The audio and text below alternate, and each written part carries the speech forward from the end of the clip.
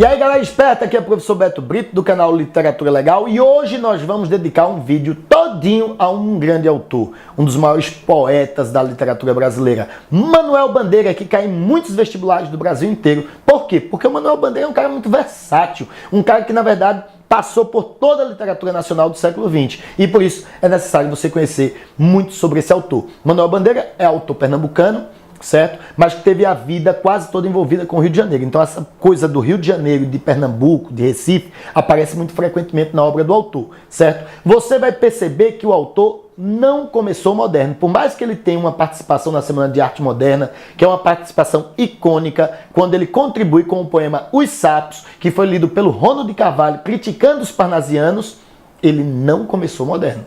Como foi que ele começou? Na verdade, ele começou como autor com fortes influências simbolistas e parnasianas. Eita, professor, um autor que era da Semana de Arte Moderna, que criticou os parnasianos, teve influências parnasianas? Exatamente. Seus primeiros livros foram lançados antes da Semana de Arte Moderna, portanto, fortemente influenciados por tendências parnasianas e simbolistas.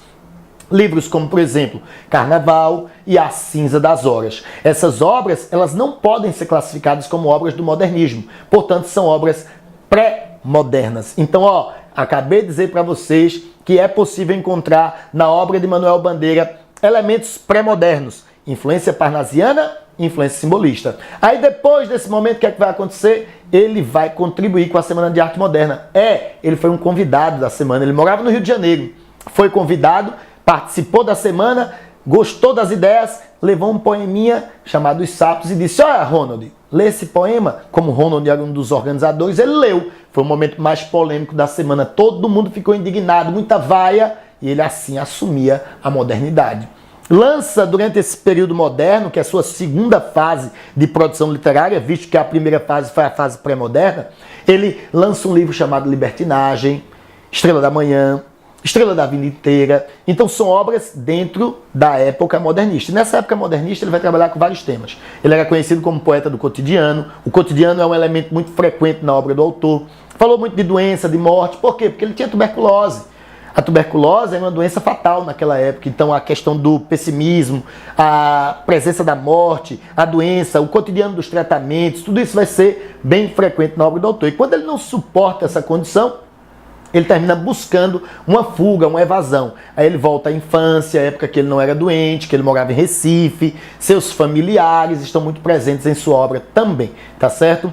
É autor de poemas conhecidíssimos da literatura nacional, como Vou-me embora pra Passárgada. Olha aí a evasão, fuga da realidade. Não suporta a realidade de doente, de sofredor, ele busca um ambiente que ele pode ser feliz. A Passárgada dos seus sonhos. Pneumotórax, expondo a doença, certo? O que ele fez mais? Poética, em que ele reivindica toda uma transformação na poesia brasileira, não aceitando a poesia do passado e propondo uma poesia moderna. Então é um autor muito versátil, que vai até ultrapassar esses limites do modernismo e chega no período pós-moderno. Porque ele, por mais que fosse doente, ele viveu muitos anos. Ele morreu com 82 anos. E aí você diz, como, professor? Na verdade, ele viveu o momento da doença, mas ele também viveu a época da cura.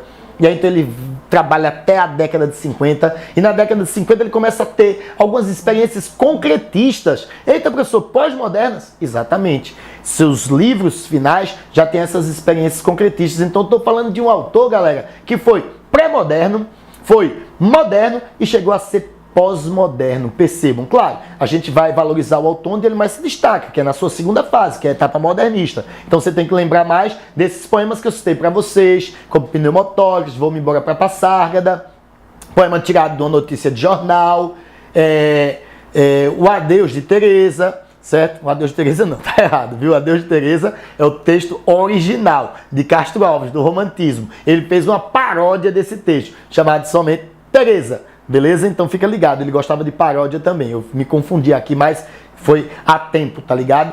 O Adeus de Teresa é do Romantismo Castro Alves. Ele fez uma paródia que é uma coisa típica dos artistas modernistas de primeira fase do modernismo, ok? Então, pré-moderno, moderno, pós-moderno. Esse é Manuel Bandeira, um dos maiores nomes da poesia brasileira, faz parte da primeira fase do modernismo, autor pernambucano que viveu no Rio de Janeiro, por isso a paisagem do Rio aparece frequentemente em sua obra, por isso o dia a dia do Rio aparece frequentemente em sua obra. Espero que você tenha gostado. Essa foi nossa revisão de Manuel Bandeira. Se gostou, curte aqui, compartilha nas tuas redes sociais e se inscreve no nosso canal. Valeu, tchau!